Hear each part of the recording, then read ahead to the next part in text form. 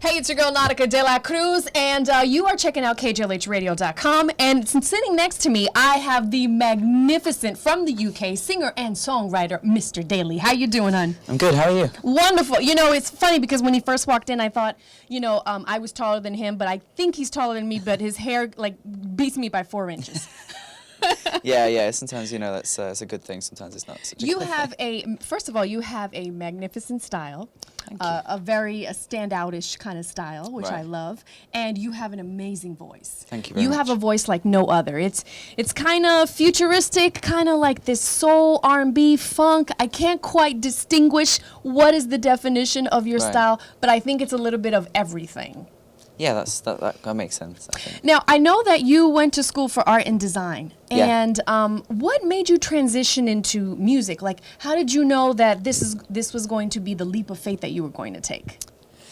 Well, it wasn't really like a transition into music. It's like I always did music, and I'm just a creative person, I've always done creative stuff, and I think that doing the art and design stuff, like, at school was, like, my plan B, and I think that helped my parents to be a bit more at ease with everything. I mean, even though still it wasn't exactly a law degree, but it was something else, I did I kind of had job options, Gotcha. So I kind of did that. But I always did the music, and my intention was always to eventually pack up and go and do music. So I kind of did that, I went to school, and then I did a year as like a web designer. I was like, this is not for me.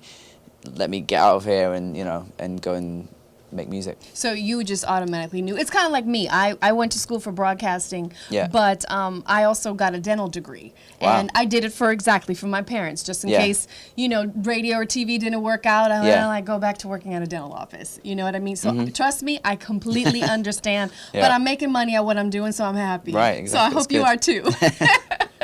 Now, I know you have you've been doing a tour. You have been selling out. People love you. You just recently did a show in San Francisco. Yep. And they love you. How do you welcome your fans, differentiate from the UK to the United States? Well, yeah, that's an interesting thing, being able to observe that since I've been sort of crossing over the pond. But I mean, my fans are my fans, regardless of what country we're in. I feel like whoever comes to the show is kind of the same vibe, they just like really connect to the music, and they're music lovers, and they're just like, they just want to be involved in the show, and there's always so much love from the audiences. But this tour particularly, it's kind of come at a strange time because I just decided to do the tour just before we released the new music, which a lot of people don't normally do. But I kind of wanted to introduce people to what's next, because I've been away for like a year and a bit, like making the music and stuff. Right. And it's been amazing. I've just felt so blessed, like every night, people coming to the shows and being so excited about the music, and just like, it's the best feeling really ever. Now, I went to your website on Daly TV, and the first thing that you see on your website is new music coming soon. Yeah. So how soon is soon? I know, soon is a funny word. That's just very general. I know. I need specifics. Yeah. Well, it's sooner now than it's ever been. Oh, okay. No, but it is like we're I have this new song that I'm really excited to play for you guys, and also kind of put out there in the next few weeks. Which is going to be the first single, and it features Jill Scott, and it's called Until the Pain Is Gone. So I mean, I'm just like so psyched that that kind of came around, and Jill kind of wanted to be involved with the song and stuff. So that's kind of the start of the process, and people who've been to see me on tour, they'll have kind of heard a couple of new songs that I've debuted, extra songs, and the reaction to those has been amazing. So soon is definitely soon now. It's I'm hoping to have like an album out in the next few months. Like, okay, literally. So you're definitely talking about 2016. Oh yeah. Okay, yeah. You're not prolonging it or having your fans wait till 2017. No. Okay. I mean, I can't even wait that long. So.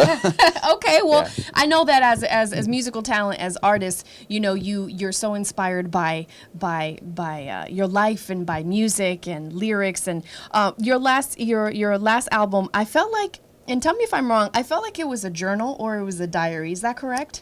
Yeah, definitely. It was. Yeah. Okay. You were for your first album, you were very open Yeah. And a lot of artists don't do that because, you know, they're more, in general, some of the artists are kind of like, what's more commercial? Yeah. And then, you know, their second and their third album, it's kind of like they open up a little bit more. But Yeah. you started from the bat. You just kind of went like a cardiologist, opened your heart and let it out. Yeah, pretty much. But I think that's through making that album, you know, I think that's what I am. You know, that's the kind of artist I am. I don't think, you know, I mean, not that I don't really think of it as a selling point, but if I would, you know, that would be that's my thing. You know, I like people to connect to the music in a real way, and I like to.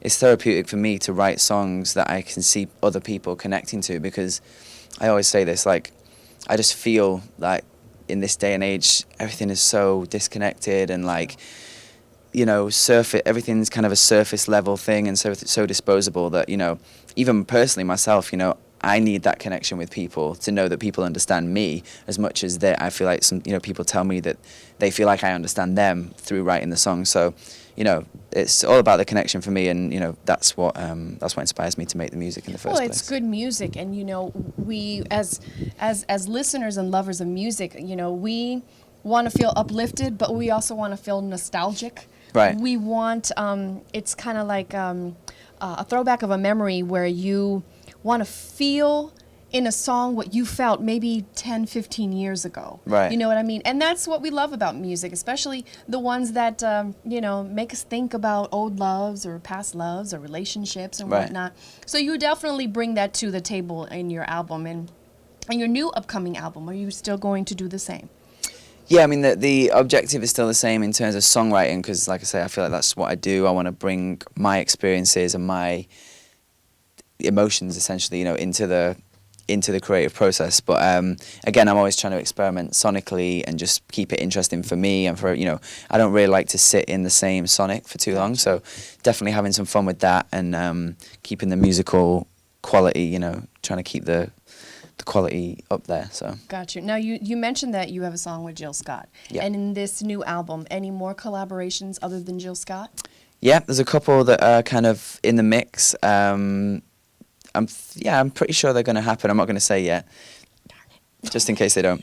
But yeah, and I have one more kind of in my sights that hopefully will come around closer to like the very final stages. But I'm so honoured to have Jill involved. Like, she's one of my favourite artists of all time. You know, someone whose songwriting inspired me when I kind of first started out. And you know, we met a couple of years ago in London when I opened up for her at a couple of shows, and we kind of stayed in touch. And I just had this song, and I was like, I could hear her on it before I'd even, you know, when I just had me kind of recording it. And I just played it to her, and I was like, you know, what do you think? And would you like to sing it with me? And she's like, I love it. So. Now, speaking of Jill Scott, you know, you've opened for Miguel and Jill Scott and Emily Sandy and many other artists. What have you learned from opening with these artists? What on tour? What have you learned, or what have you taken to heart and go, you know, these were wise words that they gave me, and I'm going to use that for the rest of my life, or in my next tour? I mean, yeah, being around other artists, sometimes it's a thing of like sometimes they actually give you advice, you know, like, funnily enough, Jill actually, a couple of years ago, one of the things that stuck with me from what she said was that, we're talking about record labels and how, you know, they can be difficult at times and whatnot. And I can't say what the advice was that she gave me, but it was very helpful. It was just about not letting the label kind of, what's the word? Stifle you? Yeah, or like not letting them pay for everything, because you end up paying for it in the end. So Gotcha. she gave me kind of little business advice with that. She's like, don't let, you know, because labels will quite happily be like, oh, well, yeah, we'll pick up this and we'll pay for that, and we'll pay for dinner. And it's like, no, really, I'm paying, you know, really that all comes back to me. So we kind of had a little chat about that, which was cool. But and then in general, you know, it's just like with Miguel, it was cool to see, you know, he's definitely a few steps ahead of me in the sense of where he's at in his career. So it's kind of nice to see, you know, just an idea of where things go and how people handle that. And it's like a preparation thing for when you're in that position. So I feel like you learn something from different from each person. That's wonderful. And, you know, we all need it. I mean, even at my age, I love to have a mentor or someone who guides me into a new venture of mine. So that's always good. Yeah. You know, you have made a mark, and you've also worked very hard to get where you are. And you know, you've done the underground scene, and it took you a minute. You know, you kind of came up with the Emily Sandys and the Ed Sheerans, and now do you go, look at us now? You know what I mean? We have great albums. We're touring with amazing people. How does that make you feel? Yeah, it's great. You know, people do always kind of, you know, put, you know, the British artists in a thing, which is weird because we're all so different. I think like Emily is not the same as Ed, is not the same as Adele, and we don't all, I mean, I don't know Adele. I know Ed and I know Emily. Like, I think the people that I came up with was Jessie J, Emily Sandé, Ed Sheeran. You know, and it's just amazing to see, because I genuinely have seen their journey, you know, from me and Ed used to play the same rooms, like 100 people, and he would stand there with his guitar and I would sing, you know, with my guitarist and whatever, and now, you know, it's just incredible. It really is. He's really built it from the ground up, so great to see that. And yeah, it's cool. It's nice. It's nice that people have, that the British sound has a, you know, that America kind of has a thing for it, or likes, you know, that kind of artist. Well, I love it. I like, you know, it's as an American, we love different cultures. You know what I mean? And as people in Japan love our culture, and people from the UK want to learn about other cultures. So it's a love of diversity and culture and food and good music, and that's what we love. Yeah. So we hope that you'll continue to bring us really, really good music. On one last note, with this new album that's coming out very soon, quote, quote, are you working with any producers? Like, I know you worked with Pharrell in the past. Any producers that we know here from America? Yeah, definitely some American producers. I work with Andre Harris, who's known a lot for his stuff he did with Dre and Vidal. I mean, they actually produced Jill's first album. They did Usher's Confessions album. They've done loads of stuff, but Andre is a really, you know, close friend and collaborator, so I'm definitely going to be doing some stuff with him. And then actually, at the moment where the album's at, it's kind of people that I've sought out, so they're not necessarily huge names, but it's people who I've really been feeling what they're doing. Most of them are LA based at the moment, and just kind of like, you know, putting faith in those people. So gotcha. Yeah. And collaboration lists. Anybody on your bucket list that maybe you haven't worked with, but you're getting close to or would love to work with? Well, let's put it out there, because you never know who's watching. I know. I mean, I always say I would love to sing with Shaka Khan, like, you know, even if it was just a jam or like a little karaoke, I don't know, whatever, like, I would, you know, Shaka is one of my all-time favorite vocalists, and, you know, she just seems like I've never met her, but she seems like an amazing, warm person. So, yeah, I would love to do something with Shaka. And she is, and she's very funny as well. Great personality. She's one of Stevie's really good friends. Right, okay. Well. Yeah, of course, yeah. Yes. Well, it has been a pleasure. I hope that when the album comes out, you will come back to visit us, and then you'll tell us a little bit more about, you know, who you worked with. By then, it'll be splattered out and spilled out. So I'll have all the 411 and all the information. If you want more information, you could also go to his website, daily.tv. And also, why don't you tell them your social media as well? Social media, yep, all the usual places. On Twitter at Daly Music, Daley. Instagram is just Daly. Facebook is Daly Official. Yeah. Got you. There you go. It's your girl Nautica de la Cruz for Radio Free 102.3 KJLH.